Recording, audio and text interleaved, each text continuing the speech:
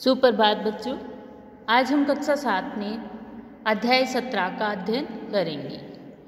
वीर कुंवर सिंह। वीर कुंवर सिंह नाम आपने सुना होगा, जो स्वतंत्र सेनानी थे, उनके बारे में हम पढ़ेंगे। आपने सुभद्रा कुमारी चौहान ये भी नाम सुना होगा, ये कवित्री थी। इनकी कविता थी झांसी की रानी। ये छठी कक्षा में हमने पढ़ी है। इस कविता में ठाकुर कुंवर सिंह का नाम भी आया है। आपको कविता की पंक्तियां याद आ रही होंगी। एक बार फिर से इन पंक्तियों को पढ़ते हैं। इस स्वतंत्रता महायज्ञ में कई वीरवर आए काम, नाना धुंधुपत तात्या चतुर अजीमुल्ला सरनाम, अहमद शाह मौलवी ठाकुर कुंवर सिंह सैनिक अभिराम, भारत के इतिहास गगन में अमर रहेंगे जिनके नाम।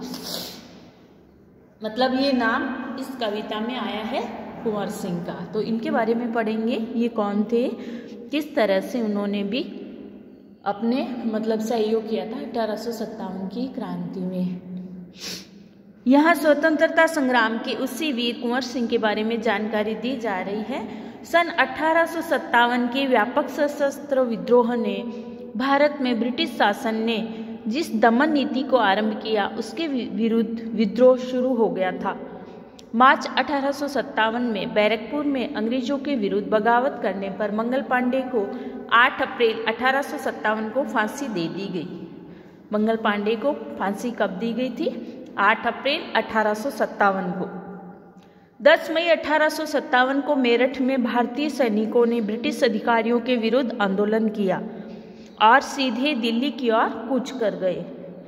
दिल्ली में तैनात सैनिकों के साथ मिलकर 11 मई को उन्होंने दिल्ली पर कब्जा कर लिया और अंतिम मुगल शासक बहादुर शाह जफर को भारत का शासक घोषित कर दिया। यह विद्रोह जंगल की आग की भांति दूर दूर तक फैल गया। मतलब जो दिल्ली में तैनात थे, उन सैनिकों के साथ मिलकर 11 मई को इन्होंने दिल्ली पर कब्जा कर लिया और अंतिम मुगल शासक बहादुर शाह जफर थे, उनको भारत का शासक घोषित किया।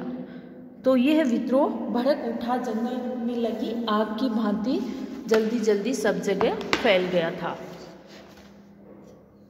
कई महीनों तक उत्तर और मध्य भारत के विस्तृत भूभाग पर विद्रोहियों का कब्जा रहा।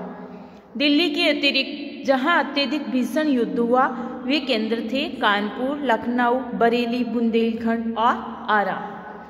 इसके साथ ही देश के अन्य कई भागों में भी स्थानीय विद्रोह हुए। विद्रोह के मुख्य नेताओं में नाना साहब, तात्या टोपे, बख्त खान, अजीमुल्ला खान, रानी लक्ष्मीबाई, बेगम हजरत महल, कुंवर सिंह, मौलवी अहमद मुल्ला, बहादुर खान और राव तुलाराम आदि थे। 1857 का आंदोलन स्वतंत्रता प्राप्ति की दिशा में एक दृढ़ कदम था। आगे चलकर जिस राष्ट्रीय एकता और आंदोलन की नींव पड़ी, उसकी आधारभूमि को निर्मित करने का काम 1857 के आंदोलन ने किया। भारत में सांप्रदायिक सद्भाव को बढ़ाने की दिशा में भी इस आंदोलन का विशेष महत्व है। मतलब सांप्रदायिक सद्भाव भी बढ़ा इस आंदोलन के कारण। 1857 के आंदोलन में वीर कुंवर सिंह का नाम कई दृष्टियों में उल्लेखनीय है। कुंवर सिंह जैसे वयोवृद्ध व्यक्ति ने ब्रिटिश शासन के खिलाफ बहादुरी के साथ युद्ध किया।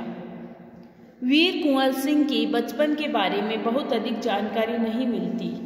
कहा जाता है कि कुंवर सिंह का जन्म बिहार के शाहाबाद जिले के जगदीशपुर में सन 1782 में हुआ था। उनके पिता का नाम साहबजादा सिंह और माता का नाम पंचरतन कुंवर था।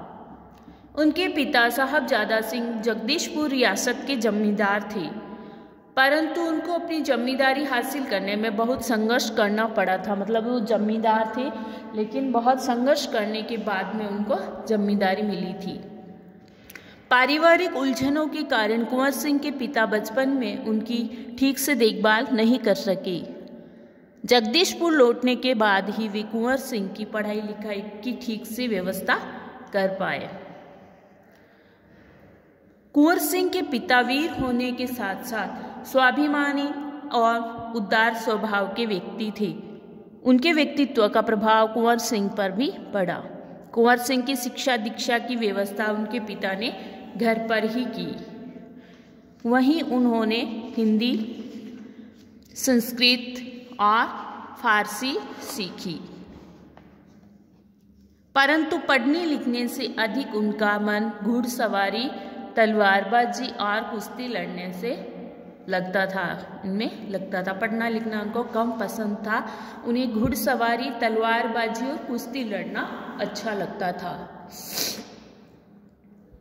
बाबू कुंवर सिंह ने अपने पिता की मृत्यु के बाद सन 1827 में अपनी रियासत की जिम्मेदारी संभाली। उन दिनों ब्रिटिश हुकूमत का अत्याचार चरम पर था, मतलब अंग्रेज लोग बहुत ज़्यादा अत्याचार कर रहे थे भारतीयों पर। इससे लोगों में ब्रिटिश हुकूमत के खिलाफ भयंकर असंतोष उत्पन्न हो रहा था। कृषि, उद्योग और व्यापार का तो बहुत ही बुरा हाल था। रजवाड़ों की राज दरबार भी समाप्त हो गए थे। भारतीयों को अपने ही देश में महत्वपूर्ण और ऊंची नौकरियों से वंचित कर दिया गया था। इससे ब्रिटिश सत्ता के विरुद्ध देशव्यापी संघर्ष की स्थिति बन गई थी। ऐसी स्थिति में कुंवर सिंह ने ब्रिटिश हुकूमत से लोहा लेने का संकल्प किया। लोहा मतलब उनके खिलाफ बगावत, उनसे लड़ाई करके अपने देश को आज़ाद करने का संकल्प लिया। जगदीशपुर के जंगलों में बसूरिया बाबा नाम से एक सिद्ध संत रहते थे। उन्होंने ही कुंवर सिंह में देशभक्ति और स्वाधीनता की भावना उत्पन्न की। उन्होंने बनारस, मथुरा, कानपुर, लखनऊ आदि स्थानों पर जाकर विद्रोह की सक्रिय योजनाएं बनाई। वे 1845 से 1846 तक काफ़ी सक्रिय रहे और गुप्त ढंग से ब्रिटिश हुकूमत के खिलाफ विद्रोह की योजना बनाते रहे। उन्होंने बिहार के प्रसिद्ध सोनपुर मेले को अपनी गुप्त बैठकों की योजना के लिए चुना। मतलब उनकी जो बैठकें होती थी, मीटिंग होती थी, वो बिहार के प्रसिद्ध सोनपुर मेला है वहाँ पे होती थी।